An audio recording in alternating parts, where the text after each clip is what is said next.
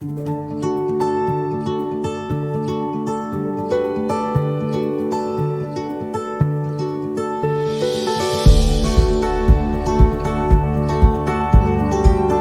Friends, இன்றைக்கி நம்ம டேஸ்ட்டான பனானா மால்பூவா எப்படி செய்யுதுன்னு பார்க்கலாம். 2 கப் பால் காய்ச்சி வச்சுருக்கேன். அது பச்சை பாலாக இருந்தாலும் பரவாயில்ல, இல்லை காய்ச்சினாலும் பரவாயில்ல. 1 கப் கோதுமை மாவு எடுத்து வச்சுருக்கேன். 1 கப் சர்க்கரை எடுத்து வச்சுருக்கேன். 2 வாழைப்பழம் பழுத்தது கட் பண்ணி வச்சுருக்கேன். 2 சிட்டிகை ஏலக்காய் தூள், 1 டேபிள் ஸ்பூன் மில்க் க்ரீம் எடுத்து வச்சுருக்கேன். 1 சிட்டிகை சோம்புத்தூள். இப்போ அதை எப்படி செய்யுதுன்னு பார்க்கலாம். நம்ம கட் பண்ணி வச்சுருக்க வாழைப்பழத்தை ஜாரில் போட்டு 1/2 கப் பால் சேர்த்து நம்ம மிக்சியில் அரைச்சி எடுத்துக்கலாம்.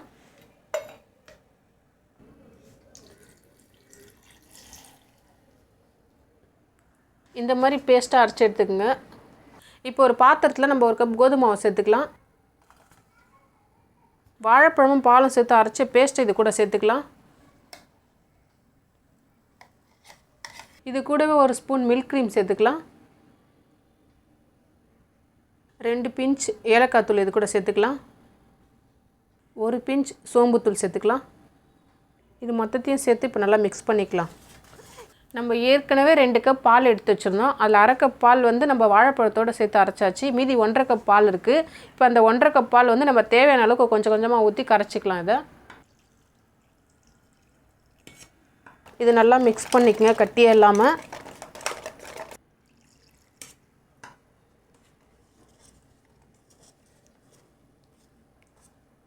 நல்லா கட்டி இல்லாமல் இந்த மாதிரி மிக்ஸ் பண்ணி எடுத்துங்க. எனக்கு இப்போ கொஞ்சம் திக்காக இருக்குது. நான் கொஞ்சம் தண்ணி சேர்த்துக்கிறேன், சும்மா ஒரு 2 ஸ்பூன் அளவுக்கு. இது நல்லா மிக்ஸ் பண்ணிவிட்டு இது கூட 2 சிட்டிகை உப்பு சேர்த்துக்கலாம்.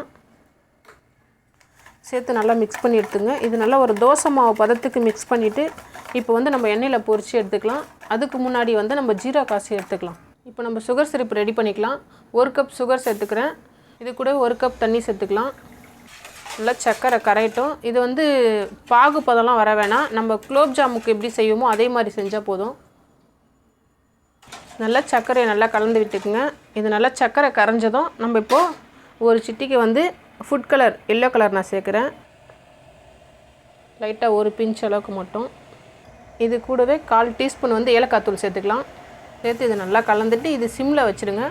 இது மொத்தம் ஒரு 5 நிமிஷத்தில் இந்த சுகர் சிரப் ரெடி ஆகிடும். இந்த மாதிரி கொஞ்சம் பிசு பிசுன்னு வர சொல்ல நம்ம நிறுத்திக்கலாம் குலோப் ஜாம் பதத்துக்கு. இப்போ கேஸ் ஆஃப் பண்ணிக்கலாம். நான் பேன் வச்சுட்டு 200 ml எண்ணெய் ஊற்றி வச்சுருக்கேன்.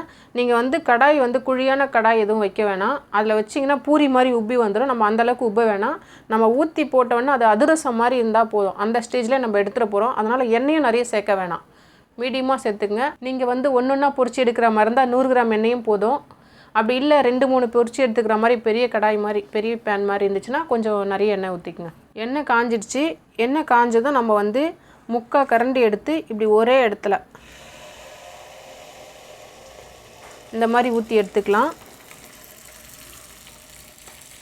ஊற்றிட்டு இது உடனே திருப்ப வேணாம், அதுவே மேலே அப்படியே வரும். அந்த ஸ்டேஜில் நம்ம திருப்பி போட்டுக்கலாம். தீ மீடியமாக வச்சுக்கோங்க, ரொம்ப ஃபாஸ்ட்டாக வேணாம். இது போட்டோடனே மேலே வந்தோடனே இப்போ திருப்பிக்கலாம்.